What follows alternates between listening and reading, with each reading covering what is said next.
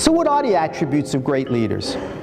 I think the first attribute of great leaders is humility, and they practice humility. And by that I mean practicing it, that we're not born with a humble gene. We're not born with a humble gene. We have to learn it.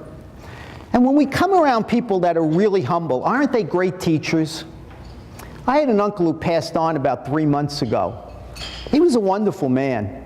He was a cab driver. Now, I've known a lot of really intelligent people who decide to drive cabs. But for my uncle, that was pretty much the top of the ladder. But I loved him, spoke to him often. And about a year before he died, he calls me. And we're speaking on the phone. And he said, "Did you know I hooked up with your father in Germany after World War II?" I said, "Uncle, I didn't even realize you were in the military." He says to me, "I won a Bronze Star at the Battle of the Bulge." He was a war hero. I look it up. He crossed a river under enemy fire to bring a communication line to the other side. I started to cry as I was talking to him out of embarrassment that my uncle, who I always thought about as my uncle the cab driver, was twice the man I'd ever be.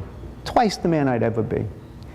And you know, the problem we have to watch out for, and humility is an important issue here, is sometimes we get so puffed up that we don't realize the only place we can go is down.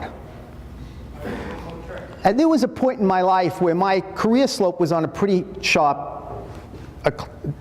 ascent, and that was wonderful.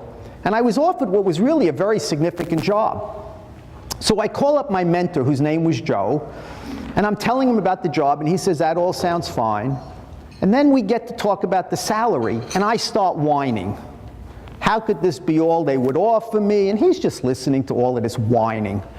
Finally, when I get done, he said, "Sandy, did you ever consider that's all you're worth?" I signed the letter and sent it in that day. You know, it's fascinating if you think about it. When you watch these guys in football games, when they score a touchdown, all of a sudden it looks like somebody plugged their fingers into an electric socket, and they're jumping up and down and everything. And when I watch them do that, what goes through my mind is, they're surprised they scored.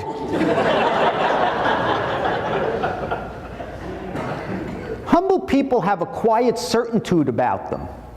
When humble people do something special, they look like they've been there before. They look like they've been there before. And I think great leaders are respectful of others. When you think about it, there's nothing more important to us than believe we're respected and a person of self-worth. When I was at Quintiles, I wrote many letters to the employees, some of which are in my book. And whenever possible, I would name the employees individually. And even the employees that weren't named found that so valuable, because they took it to show, and it was genuine, that they were people of worth, that they were people worthy to be named in these letters, and other people were as well.